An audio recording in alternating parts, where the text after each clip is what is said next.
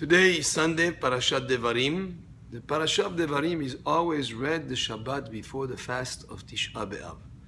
This coming Shabbat will be in our calendar the 9th of Av. But since we cannot fast on Shabbat, except Kippur, we fast on Shabbat if it's Yom Kippur, but Tisha B'Av, the fast is postponed to the next day, which would be Sunday. The fast begins actually, we have to stop eating before sundown, so that as we have Seudah Shlishit, we should make sure to finish the Seudah Shlishit before like 7:40 here and in Los Angeles, and then the fast would start before even the stars are out. Now, we were asked yesterday, how do you do Havdalah on Motzei Shabbat when the fast has already started, you cannot taste the wine? Well, the Havdalah is not done on Motzei Shabbat, on Saturday night. The Havdalah is done on Sunday night after the end of the fast. That's when we do Havdalah. And the only thing that we would do as part of the prayer on Motzei Shabbat, at a certain point out of it, we're going to do Borei Meorei Esh, where we're going to bless over the flame of the candle. And then the rest of the Havdalah is done on Sunday night without the Besamim. We just do the regular text of the Havdalah, Mavdil ben Kodesh lechor, ben Ola Hoshech, etc. That is done, and then you're allowed to drink wine on Sunday night. But on Saturday night, of course, the fast would have started already, and we would not be able to drink the wine, and not also to do Havdalah. We'll postpone it to Sunday night.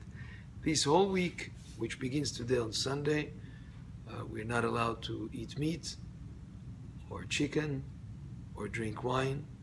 Of course, there will be certain exceptions on eating meat if somebody needs to eat for health reasons. Maybe somebody who just gave birth and the doctor has instructed that she needs protein and to eat meat, then she would be allowed. A person who's weak and needs the meat, then there'll be exceptions. But in general, we do not eat meat, we don't eat chicken either, and we don't drink wine, because these types of food or the wine is something that can make a person rejoice. And during this week, we are to sort of be thinking and focusing on mourning the destruction of the temple and the exile that we're still in, the fact that both Batei HaMikdash were destroyed on Tisha B'Av, and also other calamities that happened during the history of the Jewish people. We are to refrain from any risky activity during this period.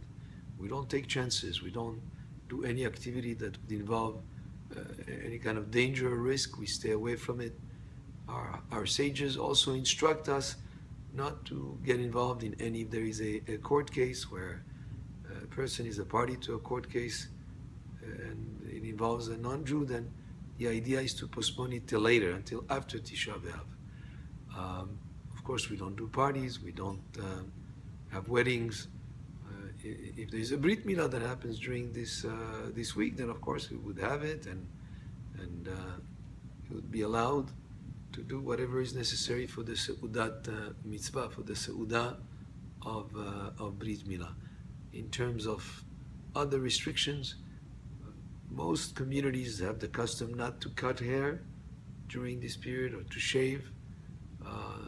Me'ikar Adin, the main halacha for Sfaradim is Shavua Shechal Bo, which means the week of Tisha B'Av, which would be next week, but it's only one day, it's only the day of Tisha, but still, we do refrain, many communities, not to cut hair or shave during this period.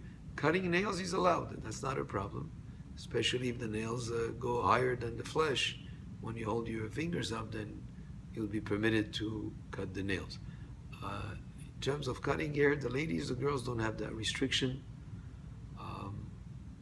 The idea also, as we mourn the destruction of the temple and the idea of what Tisha B'Av is about, it should motivate us to improve our ways.